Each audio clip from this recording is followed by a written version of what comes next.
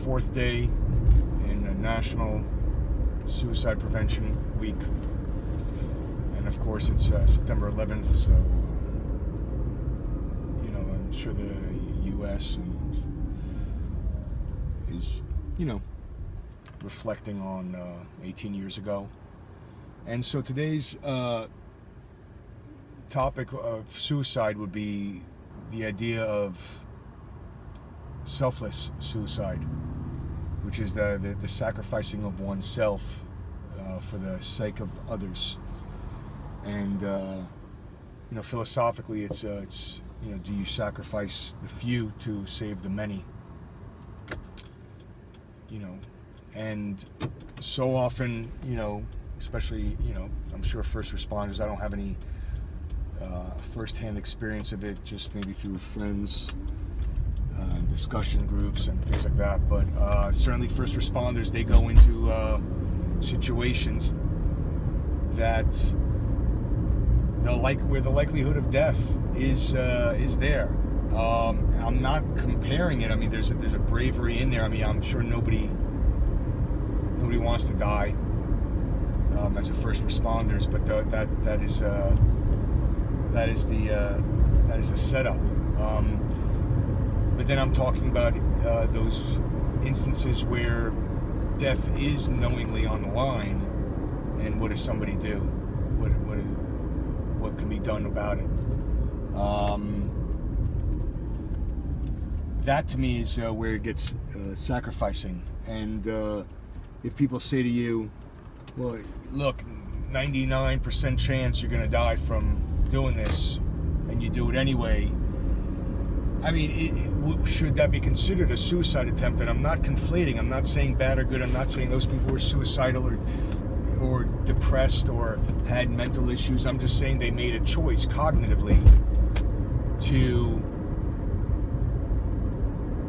put their own life on the line, knowing full well that the odds are against them, and sacrificing it to be able to save others. And certainly kudos to anybody that's ever done that. I don't think I've ever done anything like that. Who knows?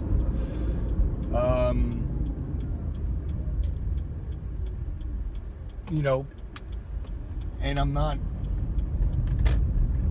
yesterday I was talking about selfish suicide, which of course I would say is the exact opposite of this, where here it's you're sacrificing oneself.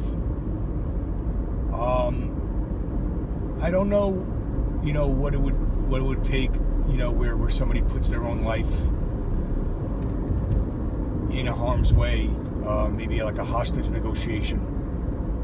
Person knows they're going to probably die, and nonetheless, they're going to do it. They're going to go for it, and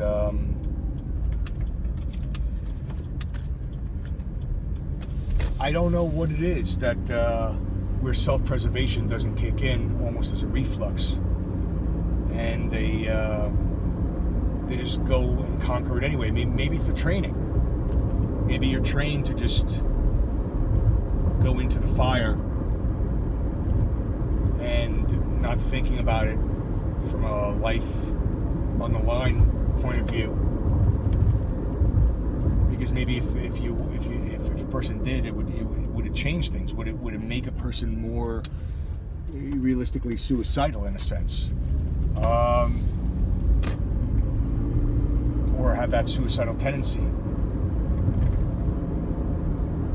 I think that any first responder that has that level of stress, continuously putting themselves in harm's way, and seeing their colleagues perhaps fall by the wayside next to them,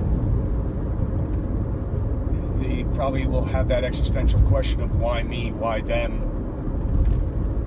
and that will not fare well for their head. I mean, and so you hear a lot of people that they say they died a long time ago. It just took a while to catch up, because they're just they've just been slowly committing suicide after those traumas. And so, especially today, with a lot of people's memories will bring up a lot of stuff for people. Talk to people. Call up the hotline, 1-800-273-8255. And talk to somebody, email somebody, get on message boards. If somebody dismisses you, find somebody that doesn't. It's not especially if you're looking for some kind of help, some kind of discussion about how you are feeling in the moment. Maybe this is a feeling just from today being a brand new day. Maybe this is a feeling from a cumulative effect. Or maybe it's a trauma from long ago that comes up seasonally because of the anniversary of the date. So that's kind of all I got today about those people, first responders that sacrifice themselves, the people on the airplanes that basically tried to take over. They if you know that death is on the line, would you be braver? Would it matter? You say, yeah, forget about it. Let's just do it. Given that the inevitable is coming.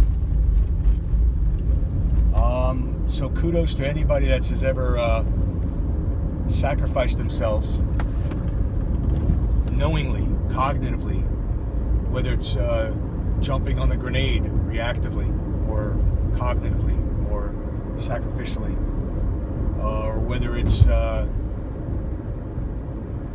taking a bullet for somebody, for those instances, or running up the stairs of a burning building when everybody else is freaking out, going in the opposite direction, and knowing full well that what are your odds of surviving are probably just as good as maybe surviving an opioid suicide by opioid overdose or some other method. And to that end, hopefully your sacrifices will never be forgotten, especially to the people that it affected the most. And even those people have those traumas to deal with, having lost someone dear to them that had no, that was doing part of their job, that had their mental well-being, was not from depression and all that stuff. It was just they were part of doing their job, and part of their job was risking their life for the sake of others, or sacrificing their life for the sake of others. And so if you've ever done that and are feeling the brunt of it,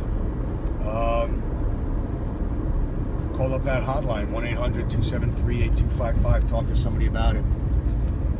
And anyway, just try to have a great day today, regardless of all things and all memories that are surely to come.